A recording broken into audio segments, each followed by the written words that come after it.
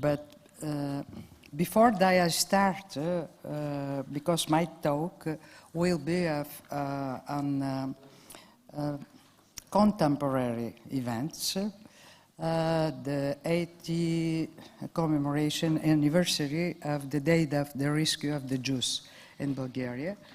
But because I have a remark about the archive, because I'm studying different archive since 20 years, and I'm a little bit surprised that the Swiss archive, they are not mentioned in our discussion.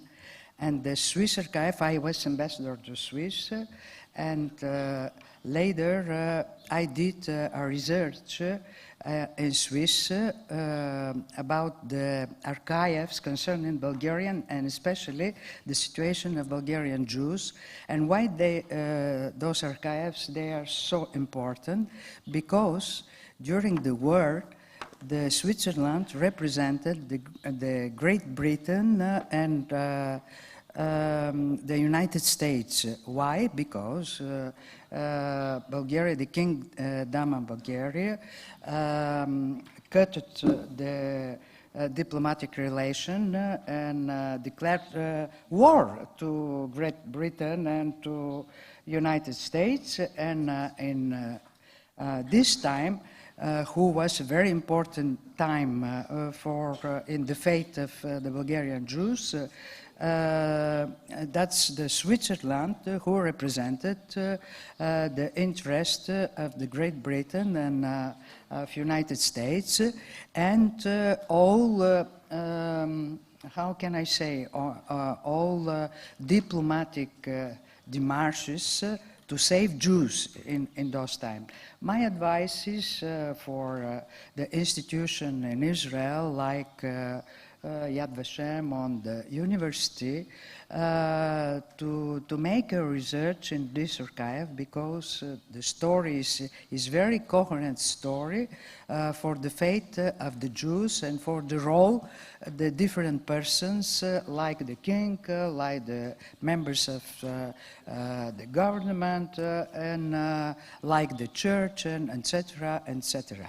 So, but today I would talk to you about the 80th anniversary that was 2 months ago of the day of the rescue of the Jews.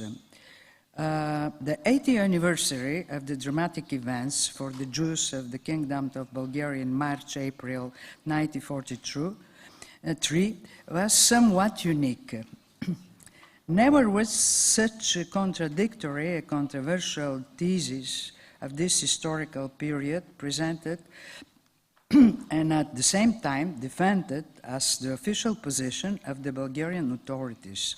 For the first time, the Bulgarian pro-Nazi state of the 40s was historically rehabilitated together with its entire hierarchy and instrument, king, government, parliament, and army, and were declared institutional rescuers of the Jews.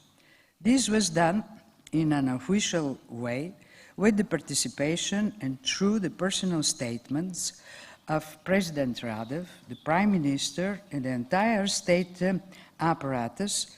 The Bulgarian head of state and the Prime Minister announced King Boris III as the main rescuer of Jews and took part in a special solemn ritual, laying flowers on the controversial and denied by the State of Israel commemorative plaque of the Bulgarian king. High state orders were awarded to activists who had particularly distinguished themselves with the official version of the general and mass rescue of the Bulgarian Jews. From Israel, the main speaker was Mikhail Barzoar. He is known for his promotional campaign in support of the positive role of the monarchy and of King Boris personally for the rescue of the Jews of Bulgaria. I must emphasize that the Bulgarian Jewish community and the Shalom organization, the main organization in Bulgaria, the leader representing Uniting the Jews of Bulgaria openly expressed in various forums their disagreement with the government's thesis and did not participate in the commemoration organized under the patronage of the President Radev. Memorial exhibition dedicated to King Boris III at the National Library, ceremonial lake of flowers, and the King's memorial plaque by the head of state. Instead, the organization had its own program to honor the true rescuers of the Bulgarian Jews, Dimitar Peshev, representatives of the Bulgarian Orthodox Church, intellectual and trade union leaders, in addition to commemorating the 11,000 Jews of the territories occupied by Bulgaria who lost their lives in Treblinka. Those events were widely supported and promoted among the democratic Bulgarian public and elicited letters and declarations of solidarity by prominent intellectuals and researchers, some of whom joined the unique visit to Kavala, Greece, like Ruben Avramov, organized by Shalom in commemoration of the 1,500 Greek Jews deported therefrom in March 1943. Disagreement with the historical revisionism of the commemoration was also expressed by several international Jewish organizations, including the World Jewish Congress, the Anti-Defamation League, the American Jewish Committee, and others, as well as some Jewish communities from Europe, which wrote special letter of protest to the president. They explicitly emphasized respect and recognition for the actual rescuers, but rejected the thesis of the innocence of the Bulgarian state in the person of the king, the government, and army, for the deportation and murder of 11 Jews of the territories occupied by Bulgaria. I must emphasize that the preparation for this ideological upheaval was carefully crafted over the past 5 years. With the support of the state institution, several revisionist books were published and immediately translated and circulated in English. I will quote from 2 of them. The first one was about the role of the Bulgarian army as rescuer of the Jews, promoting the thesis that the labor camps for Jews in the period 41-44 were in fact the state strategy to hide the Jews from the Germans and save them from deportation. The second one advocated the thesis that the state administration issued transit visas for Jews of Central Europe for a similar purpose, thanks to which thousands, with the figure of the official discourse ranging between 14 and 30,000, were saved and emigrated to Palestine. The first book was also circulated and presented in Israel, where it was subject to sharp criticism. I remember the article of your article about this in Israeli press, and the second one was officially presented in an event organized in the European Parliament in Strasbourg by Bulgarian parliamentarians. An obvious weakness of the second book, the fabricated thesis of rescue through visas, was that it did not consider all the available archival documentation, which showed that the vast majority of the issued visa in question were cancelled by the Bulgarian administration and practically not used. I spoke in the beginning about this, and the proofs about that, so they are in the Swiss archives that I mentioned. During the commemoration of the rescue, two more new theses were presented. The first was that the forceful relocation of the Jews of Bulgaria to small towns in May 1943 and later was also the personal strategy of the king and the government to hide the Jews from Germans.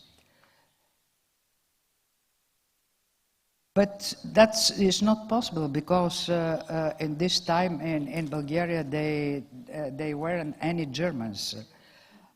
With this, the circle of the revisionist falsehood was completed.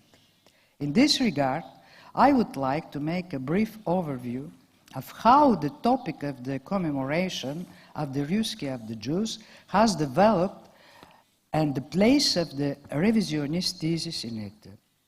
The first such commemoration was organized in 2003, marking the 60th anniversary of the event in March 1993.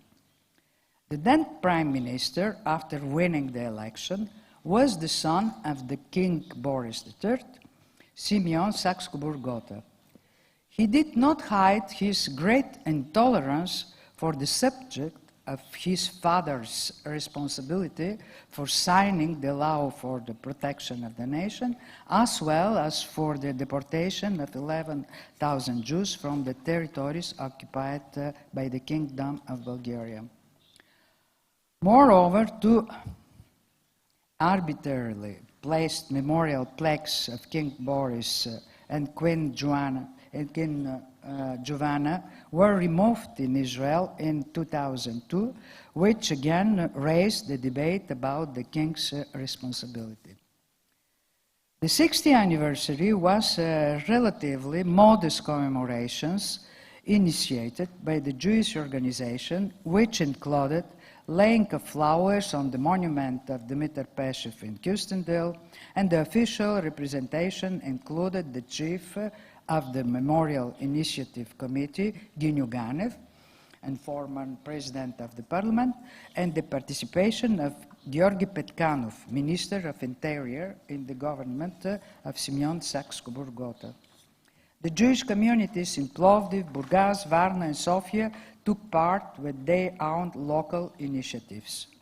On Shalom's initiative, a commemorative silver coin with the image of Dmitry Peshev was issued. The highest state present in this commemoration was that of Vice President Angel Marin, who took a modest part in the rescue commemoration events in Plovdiv. Neither the President nor the Prime Minister participated. However, an important consequence of the commemoration of the 60th anniversary was that it provoked an historical debate and research on this sensitive subject in Bulgarian history. In 2002, the small publishing house Galiko published a book of great importance by Albena Taneva of Sofia University, Ivanka Gizenko, so mentioned here, of the Archive State Agency, in which important papers of the meetings of the Bulgarian Orthodox Church's Holy Synod on the Jewish question were published. This new documentation not only revealed the role of the Synod in the protection of the Jews, but also showed some unknown side and action of the Bulgarian King Boris III, as well his anti-Semitic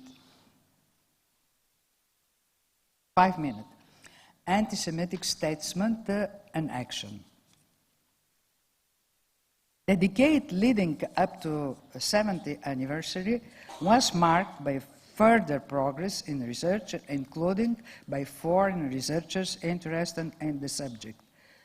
Thus, in 2007, the Marin Drinov University Publishing House in Sofia published the 500 pages work of two Ukrainian-American professors, Larissa Dubova and Georgy Chernavsky, who summarized the knowledge, facts, and circumstances known up to then about the persecution of the Jews in Bulgaria.